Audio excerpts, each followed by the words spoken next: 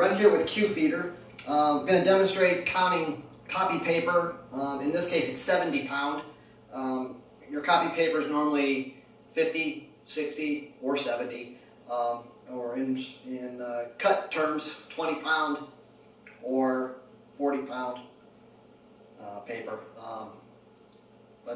So when you go to a smaller weight sheet, everything is more sensitive. So you have to make sure your tail support is set up correctly, your friction feeder is set up correctly, you've picked the right number of belts, and you can find that, with some instruction sheets we have. But when you're feeding thicker stocks, folded stocks, board stock, everything doesn't have to be perfect and it'll feed fine.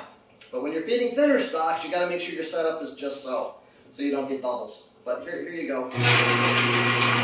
This is feeding in tens.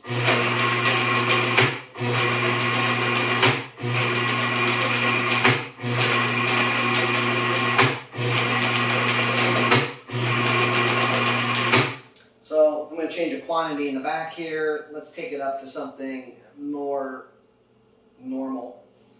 I don't know. Over the years, it seemed like 100 in a pad was normal, but as the decades went on, the number in a pad went down to like 50. But of course, what's in a pad depends on what the customer wants. It can be anything from 10 to 25, 50, 100, or maybe you're batching so that you can go onto your shrink wrapper. And we have a lot of our machines that feed directly into the shrink wrapper and do batching. But here's 50. And here's your Tripeye. So, this can be triggered by another machine. You can use a foot pedal, just a contact limit switch, or a photo eye to trigger it.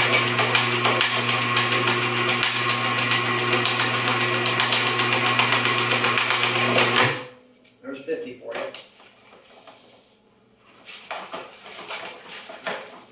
We also have jog boxes that jog it up, but I don't have one ready to go for the video. But there's your 50.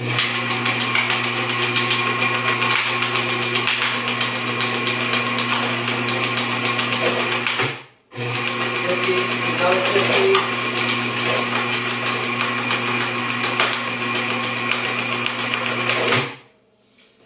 So